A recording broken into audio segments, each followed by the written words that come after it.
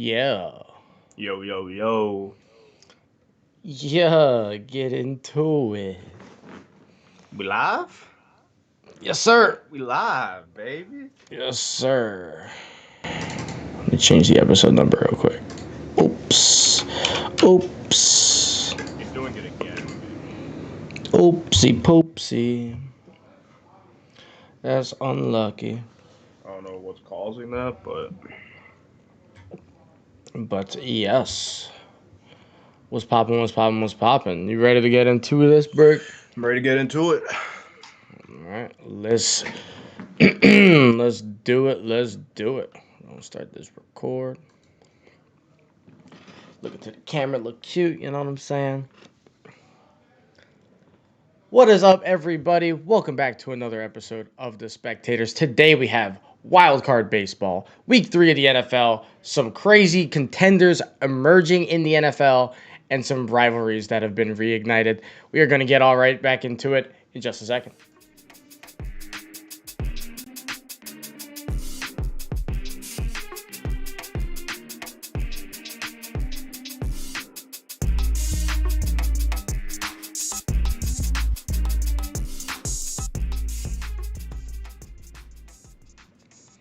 Welcome back, guys. Thank you for checking us out for another week. We are on episode 102. My name is Julian Osius. I'm here in Brooklyn. What's going on, brother? Yo, yo, yo. What's poppin', bro? I'm hype. Yankees coming off a sweep. Baseball only got 1 week left till we get into the postseason. Week 3 of football was interesting. I'm ready to get into it, bro.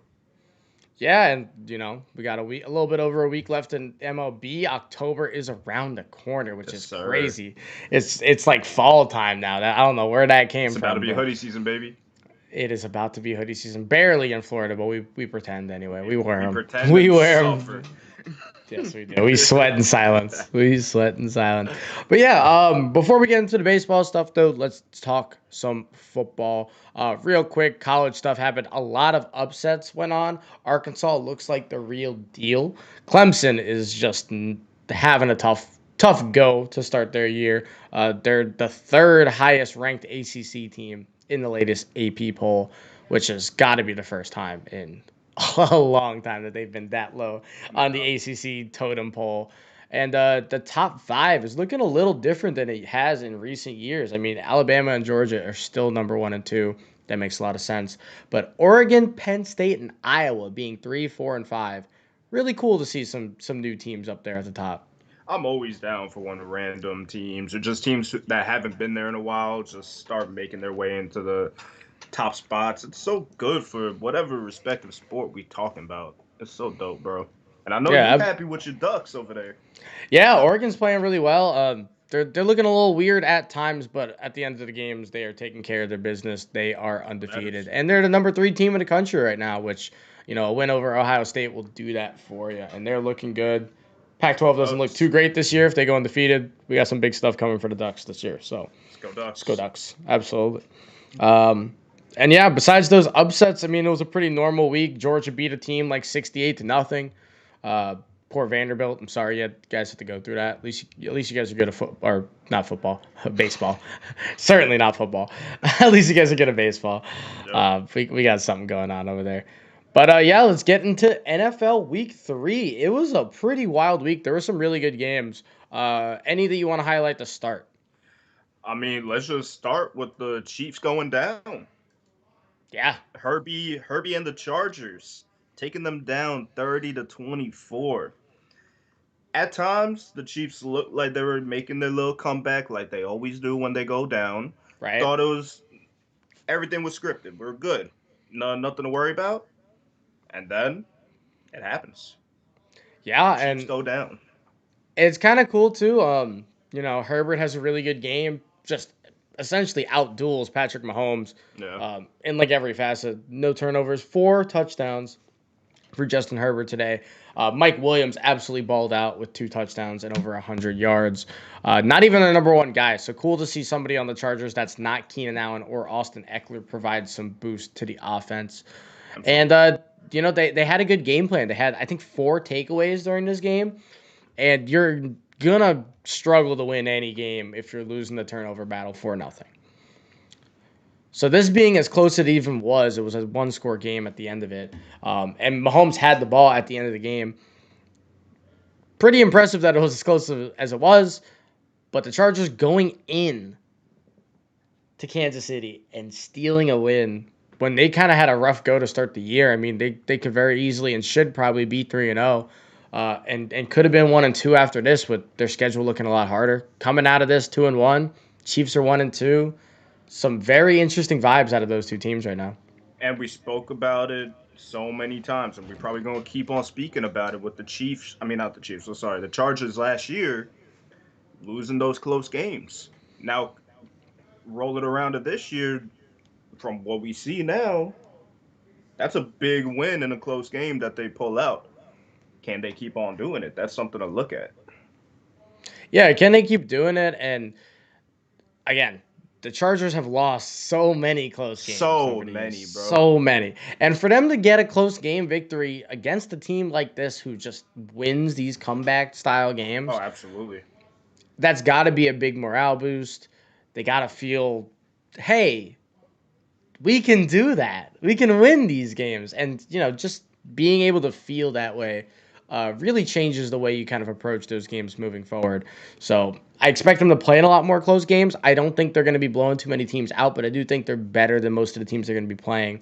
So if they can win these games, they're going to be in good shape come the end of the season. I mean, this is a tough division, and to have already a foot above the Chiefs, got to be feeling pretty good. Absolutely. No doubt about Especially with the two other teams in their division right now. The Broncos are 3-0. Granted, the Broncos maybe played the three worst teams in NFL history. They might have had the easiest starting schedule in NFL history. I can't think of a team who's ever played three worst teams to start their year. Can you? I'm sure there is, but not off the top like this.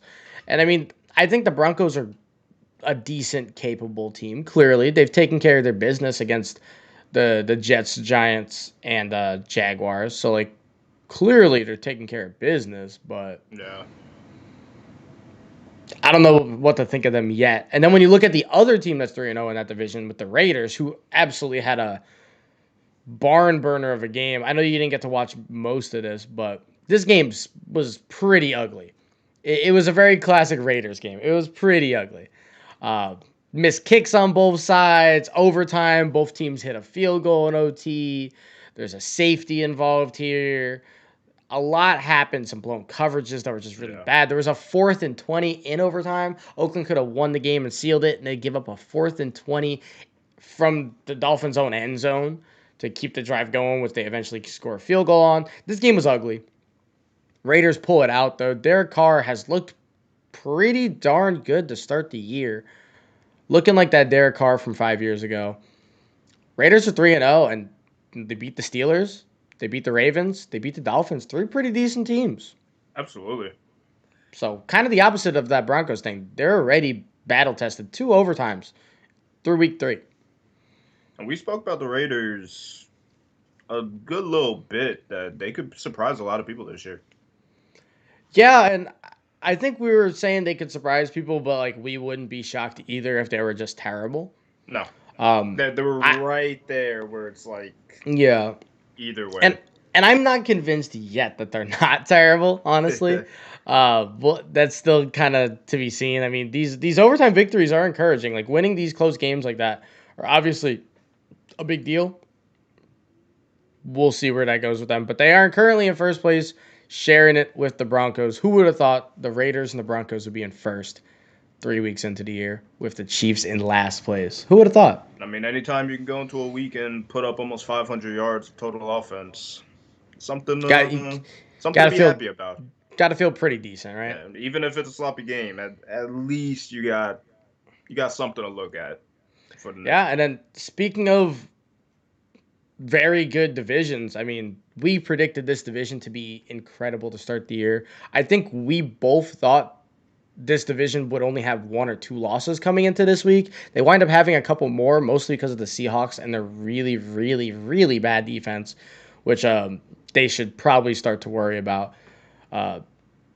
Pete Carroll being a defensive coach can't be letting the Vikings score at will, and every team they've kind of played this year score at will. Whenever they get the ball, they've forced 2 punts or 4 total punts in the last 2 weeks. That's not going to win you games. No, not at all. It's not going to win you games. And they're lucky that this game against the Vikings, this is the first win the Vikings have had against the Seahawks in their last 7 attempts. So I'm sure that feels really good for them to get the monkey off the back. Kirk Cousins looked incredible today. No Dalvin Cook. Madison looked great. All the receivers played very well. This game could have easily been 42-17. They just wound up settling on some field goals. Yeah, kind of a domination, honestly, after the first quarter. Shout out to your boy Kirk. Yeah, he's played very, very well. I mean, if they make that field goal kick last week and Dalvin doesn't fumble against the Bengals, he's probably in the MVP candidacy early in the year. Granted, it's week 3, but yeah, he's in that conversation. Speaking of in that conversation, Josh Allen. Oh, man. Stud. Oh, man. I saw somebody on TikTok started the entire Buffalo Bills offense this week, and they won by 40. Because Josh Allen throwing for 358, Zach Moss going off with a touchdown and 60 yards. Like, that's a lot of points. And they scored 43 against a really good team in Washington, or defensive team in Washington. So, cool little stat right here. Josh Allen's the first Buffalo player in history with 4 pass touchdowns, no interceptions, and a rushing touchdown in a game. 5 total touchdowns from Josh Allen. Looking really, really good after that week 1. Kind of a stumble out of the gate. It wasn't. I wouldn't be too worried about that. Don't put you too can much never into that. be too worried about a week 1 little shamble like that. Like, especially for a good offensive team that didn't play good offense. Like, exactly, you just take it on the chin. All right, cool. Won't happen again. No problem. Yeah, exactly. Speaking of good offenses, that is not the words that you would use to describe the Chicago Bears.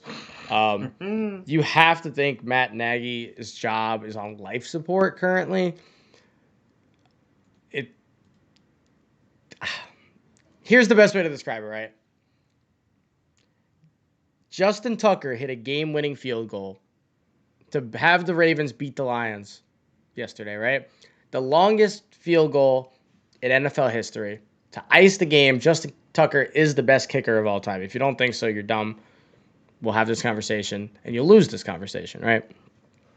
Justin Tucker's kick of 66 yards was longer than the total amount of yards the Bears had in this game. You want to talk about the Bears' passing yards? How many they had?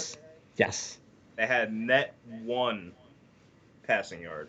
Net 1 passing yard. And granted, that's a weird one because, like, he threw for 68, then he was sacked for 67. So I don't really know why that went towards passing yards. It should have went towards rushing yards. No. But either way, when you get sacked 9 times, I'm surprised they scored 6. Good for them for scoring 6 because I don't know how they got in position to do it. Again, Justin Tucker, a 66-yard field goal was more total yards than the Bears had in an entire NFL football game. Let's talk about that field goal, too, while we're at it. That thing Incredible. off the bottom crossbar and just phew, right through. Insane. To win the game. Insane, too, because, like, if there's ever a team that's really benefited from a kicker having a giant leg, it's the Lions. Like, when they had Matt Prater for all those years, Matt Prater had the record for the longest field goal ever prior to this kick. Yeah. And Matt Prater's hit several over 60 or at 60. So to have the Lions kind of lose on a kick like that, a little just desserts after all the riches they've had in the kicker department. No other department but the kicker department. Shout out to the kickers.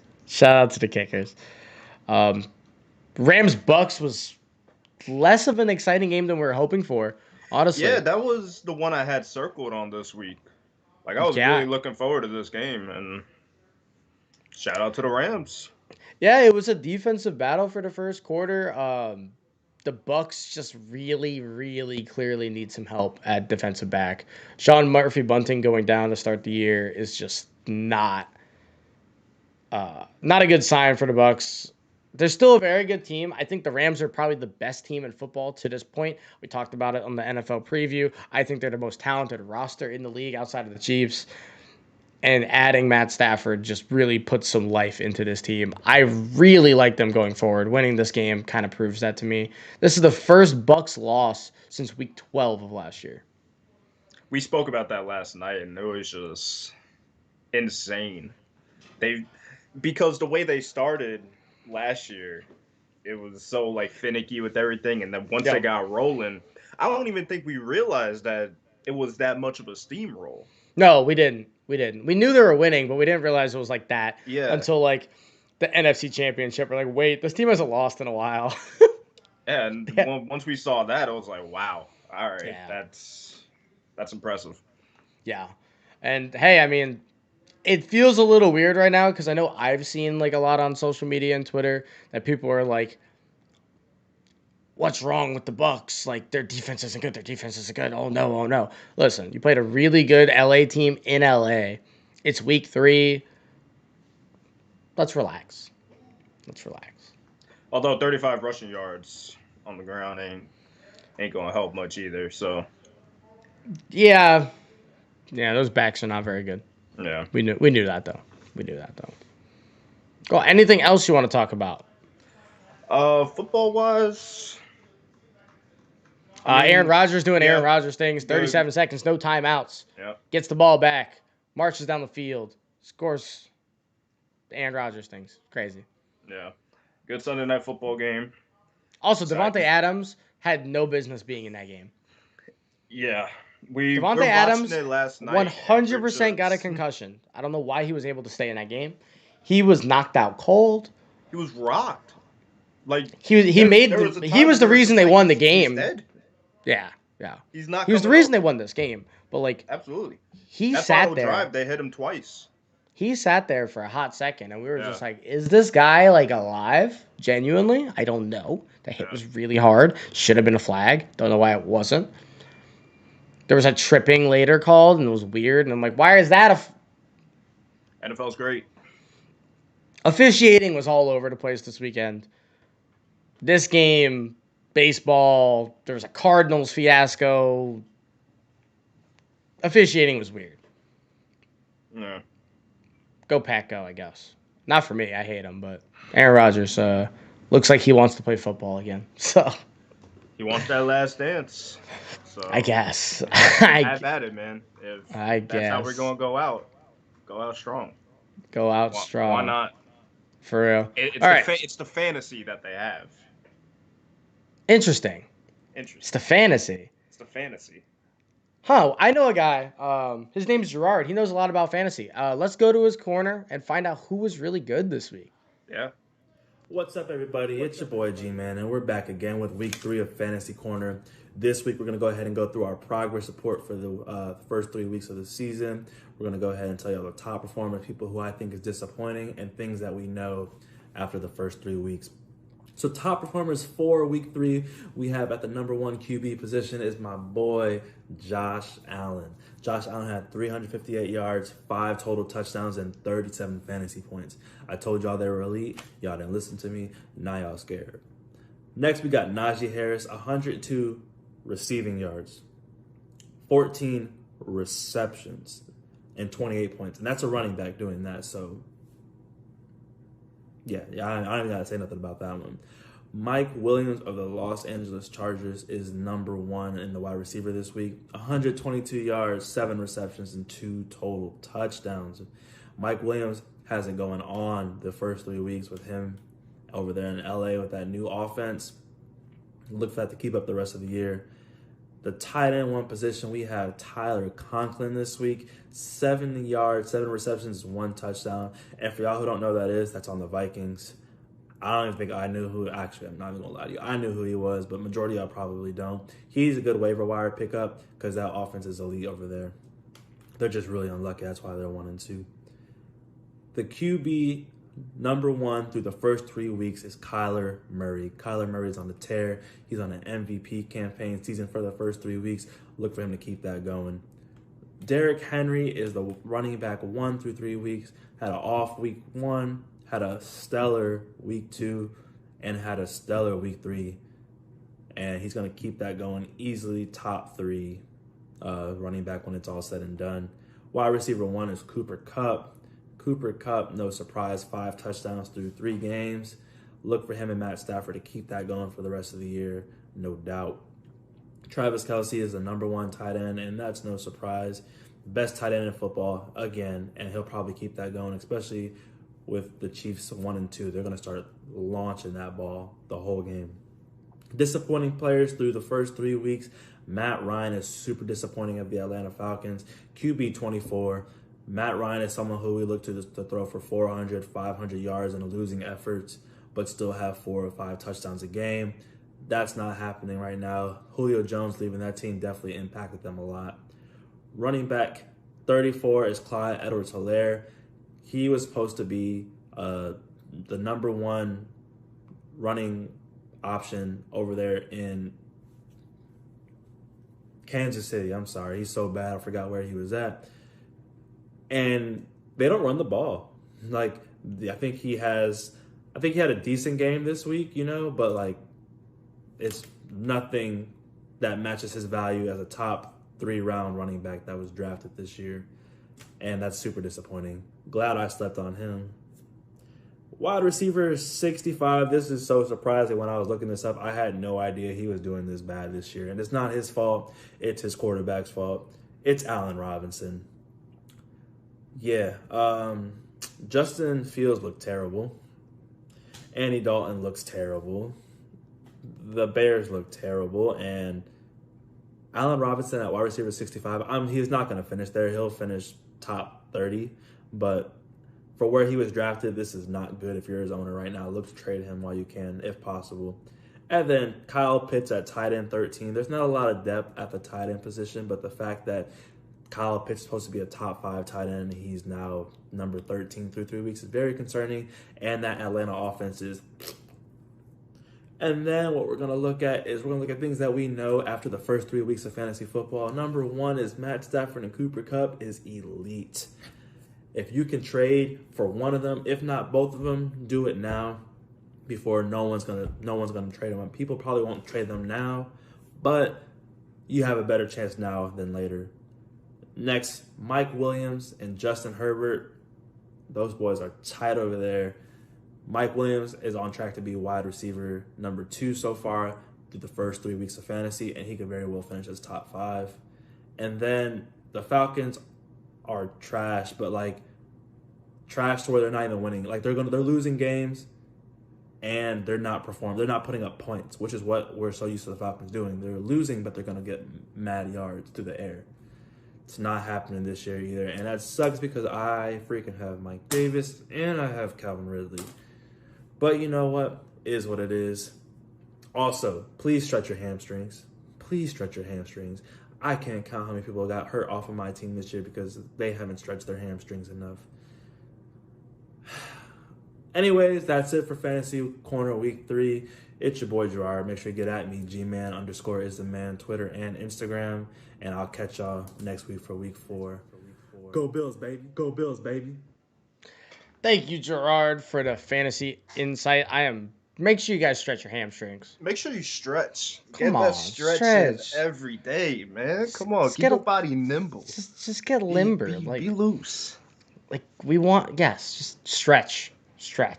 Yeah, so good insight over there. If you guys can trade for Cooper Kupp or anybody like that, go ahead and do it. And Matt Ryan supporters, I'm sorry. He's not Matty Ice anymore. So, moving on over, we have a wild card race going on in the American League. It is honestly impressive that there are still 5 teams still in this. And before we get too super into all the details, I want to just mention this stat that was brought to me on Twitter that is pretty ridiculous and needs to be mentioned. So, with the 5 teams still available, there is a way for this season to end in a 5-way tie. That's all insane. 5, yeah, and there's no rule for a 5-way tie breaker. So I don't know how they would do this. But all right. So if the Yankees go 1-5 in their next 6 games with 1 win against Toronto. And that's the funny part here. Like, some of these wins are like very specific, right? Boston goes 2-4. Doesn't matter how. Doesn't matter which way.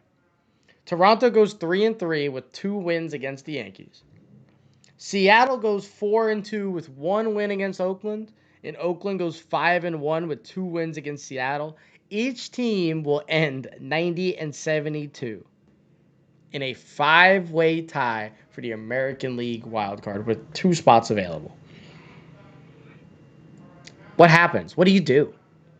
What do you do? Let's talk about what was our plan that we had earlier before the episode. Oh yeah, so here's our plan, right? You take the biggest guy from every team, and granted, this is biased because the Yankees are the biggest team of all time. You take the biggest guy from your team, and you throw him in a ring, and they fight. WWE, put him in a steel cage. Who wins? You got 2 winners. You end up losing that guy because they're just pummeled. Well, if they are in fact pummeled, if you win, if Judge goes in there and just beats the dog poop out of everybody, then shout out. But you go in with that guy expecting to lose them potentially due to injury, so you're not gonna put Judge, right? You're just not. You're gonna go ahead and put Luke Voit or Gary Sanchez, somebody who's dispensable. No, Gary's not dispensable, but I'll say it till I die. And you put these guys in the ring. I want to see Luke Voit versus Hunter Renfroe. That's just beefcake versus beefcake. It's kind of sick. You do that, and the last 2 guys available make it to the wild card. Good luck in your 1-game playoff, boys. Or you just make that the 1-game playoff at that point. Whoever comes out on top plays the Rays. They play the Rays. Yeah, I'm here for that. Yeah. Put it on pay-per-view. Charge people. Fight Island. Fight Island. Yo, and the ring is just in the grass inside the diamond. This is a UFC podcast now, and and we are strictly dedicating our time to this fight. Make it happen. But yeah, I mean, the fact that that's even possible. Granted, it's not going to happen. Let's throw that out there. It's not going to happen. I want it to happen. I do too. At this point, I'm all in on the 5-way American League Wild Card tie. I'm in too. Red Sox are not going 2-4 in their last 6. But I wonder if it's still possible for a 4-way tie if everything else happens. Mm-hmm. Which I think it is. Yankees, Toronto, Mariners, A's. Could be kind of cool. Don't see the A's doing that. They'd have to sweep Houston. They just swept Houston, actually. So what am I saying? Who knows? I don't know. They swept. That's what's crazy about the wild card, right? The A's come into this weekend in a pretty decent spot. They were like a game back of the Blue Jays. They get swept by the Mariners. Now the Mariners win 6 in a row. They're in a good spot. Then the Mariners lose 2 straight to the Angels, who have just been terrible all year. Pretty much worked their way out of the mix. And then the A's, after getting swept, then sweep the Astros. I don't know what's going on in that West Division. It's a debacle. Wild West, baby. That's a debacle. And then the Blue Jays start off this weekend losing 2 to the Twins. You can't be doing that when you're fighting for a spot. No. And then we know what happened with the Yankees. If you want to tell them, I'll get too excited. Yankees sweep the Red Sox, coming into a very, very big rivalry weekend. They come out with the sweep. And now, after that, they're scheduled to play the Blue Jays for 3 games, and then the Tampa Bay first-place Rays to end the season. Maybe the hardest schedule of all teams to end the year? Like, of every team in baseball? So, this is wild. Because it's not only the Yankees trying to get in to do that. Now you got the Blue Jays in the same series fighting for their life too. Yeah, so, and you got to think, if the Yankees beat the Blue Jays twice in this series, they're out. Yeah. They're done. Yeah. Unless the Red Sox wind up losing games too and some other nonsense happens. But if you lose these first 2 games, if you're Toronto, you're looking at yourself being 4 games back of the Yankees. 4. When last week they were 2 ahead. So that is not a good week. Some would say it's a bad week. Some. Yeah. Some would say it's a bad week.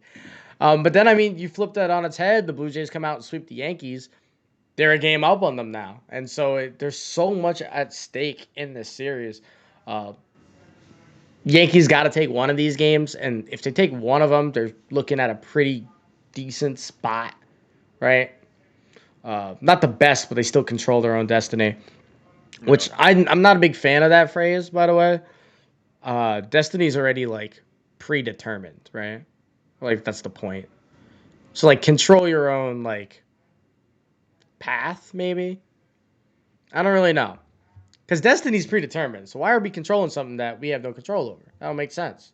You can influence it. No, it's already determined. It's already set. If it's destiny, it was destined to happen. It was meant to be, no matter what. You got the power, though, to change destiny. I like that better.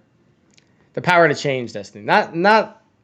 Yeah, I like that better. You're in control of the power. And with great power comes great responsibility. And you're responsible for where you end up in the destiny of the placement. This is true. And I mean, when you have that responsibility, you know what's the worst thing that you can do with that responsibility and that power? Fumble it. Get swept at home by your arch rival. In the biggest rivalry in sports, that's not Barcelona and Real Madrid. I like to put that caveat because obviously that's a whole different thing. You let them come into your house, up 2 games on them, and just bully you. You let Giancarlo Stanton rock you to bed at night singing sweet lullabies. Sweet Caroline. Singing Sweet Caroline. And at the end of it, every time there's the ba-ba-ba, it's the sound of his bat hitting the ball 116 miles an hour. Oh, just a quick edit, but boom, boom, boom. Yeah, it's insane. Which, that's a good edit, by the way. Let's talk about those 2 home runs out of the many that he hit. They just went out of the stadium. Yeah. These weren't wall scrapers. No. These weren't to right field. No, they were over and out of the Green Monster. These were not Yankee short porchers by any means. The Grand Slam on Saturday was 450 feet and 416 off the bat, which Stanton, with that one, I don't remember the exact number, but I think he had 38 home runs of 450 feet or further, which was like 27 more than the next person. So anybody watching this right now who has slandered Giancarlo Stanton, you're stupid, you goofy. He's been hurt and said that he sucks and will never be a good player again. Goofy. We got a comment thing down here, somewhere down here. Go ahead, type it in, click on it. Say I'm sorry. Say I'm sorry. We will take all of them and send it to Giancarlo. Yeah. Formal apologies. Yeah, it's true. Right now. It's true.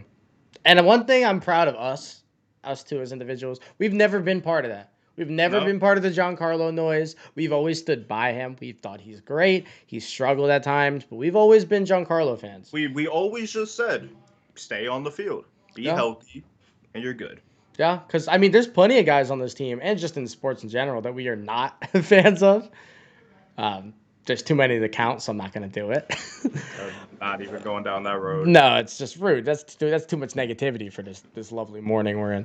But I don't know. Giancarlo's been awesome. Judge has been awesome. They've both been healthy. And speaking of awesome, if you go to this other team out in the National League, the Cardinals have been absolutely on fire. They're 1 win away from the longest winning streak in August or September ever in all of baseball. Yes. Really? I think they're tied right now at 16. Yeah, they're at 16 right now. And the record would be 17. Wow. That's impressive. They were 2 games above 500 before this streak started. They were pretty far back in the standings too. I think they were like 4 games back of the Reds. Now they're 5, 6, 7 games above the Reds. They're pretty much going to lock in their playoff spot when they win tomorrow. Like, this team, out of nowhere, is firing on all cylinders. Tyler O'Neill's hitting the cover off the ball. Harrison Bader's hitting big home runs. I mean, they're getting quality pitching out of their bullpen.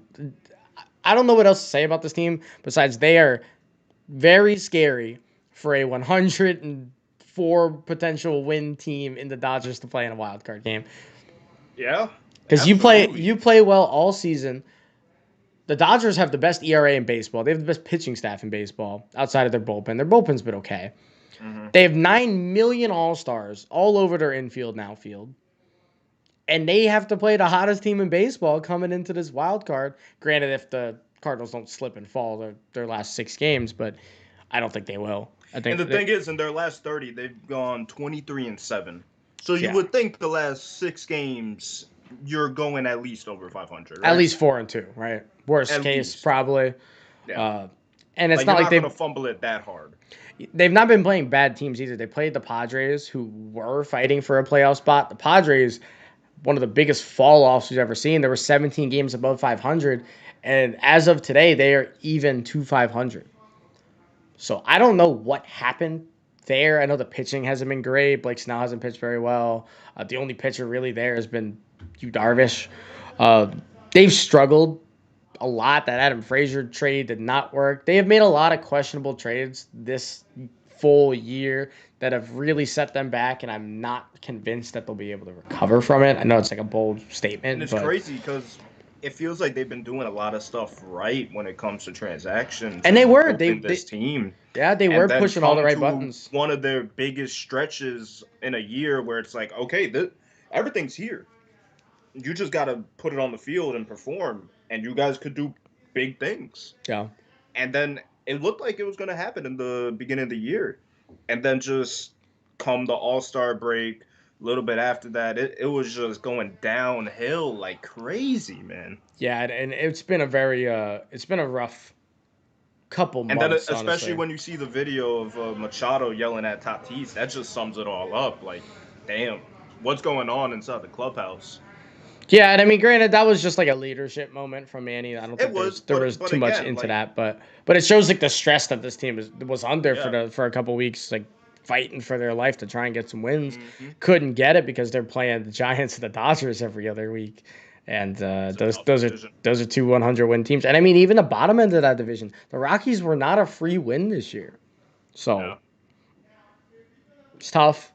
Padres will be back next year. They'll have Mike Clevenger back next year too, so they should have a better pitching staff. I think we should still expect a lot from them. Their window is closing though. Trading all the young guys, Luis Patino, trading all these guys might not have been the move though. Might not have been the move. Yeah, that window's closing and closing quick. Yeah. So. And I'm a big Padre guy. I've been on the hype train with them for a while. I had them in my picks for this year. So it's tough to see. But you're definitely right about that window closing and closing fast. And it's crazy how it happens in sports, man. Like, it kind of felt like that for a long time in this Yankees season, too. I mean, the team was struggling, and it was like clearly player-provided struggles. And you're just, for a longest time, just thinking, this is it. And they've kind of proved otherwise, that this team should probably be given another chance and give Joey Gallo a full season and maybe go pick up a shortstop or whatever that might be. But I was never it's a little different, though. Yeah, I was never too down like that with the Yankees. I always thought, okay, if they could just get it rolling for a little bit, we're good. Like, even at the lowest point, we can get it rolling. And I just want to go back to the Padres real quick. When we talk about the window closing, it's more of a window of certainty of like, okay, we can make a run. Because this team will continue to stay talented over the course of the next 5, 7, yeah, they're too young not to. 10 years. They're they too will young. Stay competitive. But in the sense of like, okay, we are a championship contending team. Knowing it going into a season. That window is closing. Yeah. Just want to put that out there. Yeah, because obviously, like, you look at teams like the Cardinals, and I don't think anybody thought they even had a window to be opened. Like, I think they got Arenado, and people were like, okay, they'll probably win that division, but who cares? And now, granted, the Brewers have been fantastic this year, and that's a window that is wide open. That team is really good, and they're going to be really good for a while. Very Rays-esque, by the way. We've talked about it in the past. There's pitching factories, right? You have the Yankees pitching factory, who they just produce fantastic relievers out of nowhere. The Indians, just great starting pitchers. I mean, they even got a bunch of them over there now, even after all the deals. The Rays, who just not so much a factory for making pitchers, but they like take guys with the stuff that haven't produced and succeeded and put them in good situations. And then the second they leave, they stink again. And then the Brewers are just putting themselves right there in the mix. They have the best starting pitching staff in baseball. Not so much numbers wise, depth wise, but those top three are not a top three you want to see at all in the playoffs. Corbin Burns is probably going to win a Cy Young this year. And Brandon Woodruff has not been much worse. So they got some talent over there. And as long as they can keep their anchor on the field with Christian Yelich. Yeah, I mean, the crazy thing is, Yelich has been one of their middle hitters this year. This year, it's all been about Willy Adames and Avisail Garcia. Which are great pickups. Yeah, I mean, these are guys that they kind of just pick up. They went and got Eduardo Escobar, who's been really good for them since they got him at the deadline. That's the crazy thing about this team. It's not Yelich. And if Yelich can, put lightning in a bottle and kind of throw back vintage Yelich for this playoff run, I don't know if anybody in the National League can beat them if that can happen, because he hasn't even been good this year. Which is why I say keep their anchor. He's definitely not what's got them to this point. But to have him on the field, you know that Christian Yelich is just waiting to explode in the back. But if he's not there, then that's a tough piece to just not have out there. For sure. So, but yeah, the Brewers are really impressive. Giants, I'm really, really interested to see what's going to happen with them. I feel like I've never been more. You know what the Giants remind me of, and it's kind of a mean thing to say, but you know what they remind me of? What's that? They remind me of the 2014 Atlanta Hawks, and I think that's the year. The year that the Atlanta Hawks had 5 All-Stars. They were really, really good. They dominated the regular season. They had plenty of guys that had career years, and that was the main reason for it. I mean, if you look at this Giants team, Brandon Belt, Brandon Crawford, Buster Posey, Evan Longoria are all having career either years or rejuvenation years. And there's plenty more that are doing it. That team, just everybody on that team is overachieving. They kind of remind me of that, and I don't know how it's going to work in the playoffs. I just don't know. Yeah. I don't know if I trust it, especially when you have a team with the Dodgers who every year in that NLCS and. And now let's take a little trip to the NL East Wild Card.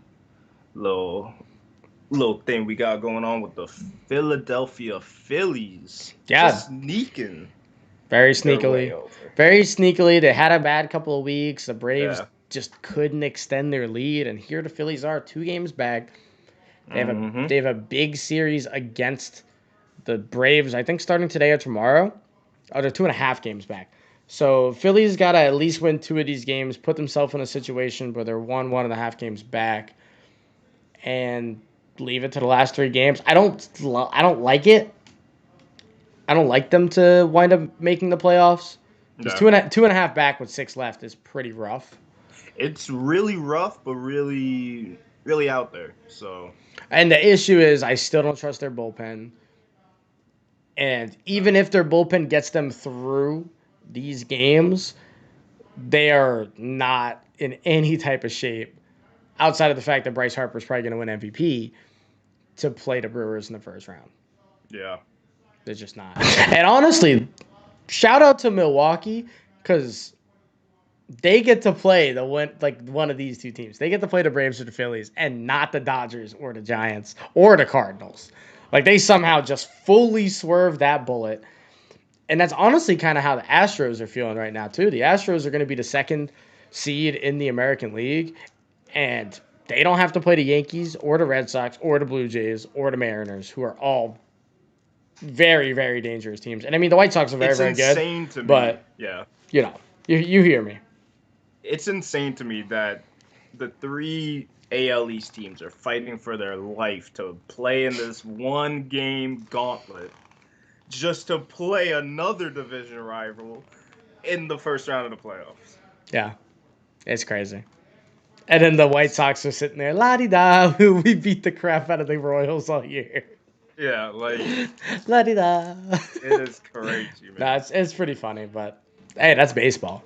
That's baseball, baby. That is certainly baseball. And we got a week left till the most fun part of baseball. Postseason baseball, just it's different, It's man. almost back. It's right different. there. It's right there. I'm super excited for it. We'll have a whole playoff preview for you guys next week, or probably next week. If not on Monday, sometime next week, whenever the picture is done. We'll have a playoff preview for you guys. Break down all that in a little bit more detail when we know for sure the matchups, and I am excited for it. Get ready for October baseball, baby. The best time of the year. Gets a little chilly. Best time of the year. Get your hoodies out, baby. Get your hoodies out. So thank you guys again. Make sure you go follow us on IG, TikTok, Twitter, @_the Spectators. We will be back with you guys next Monday for another live episode on YouTube. And if you don't subscribe to us there, go check us out. Since you guys are on YouTube already, we got some cool vlogs out. Go check it out. Show us some love. True. And yeah, man, catch us next week. We're gonna miss you guys. Appreciate it. Stay tuned. Peace. Let's go, baby. But yeah, Let's go. I don't think we got any chatters right now. So if there are and you're not talking, thank you guys so much. Reveal yourselves. Go check out some TikToks. I know we're going to have some good TikTok content this week. So go check that out. But thank you guys as well. And yeah.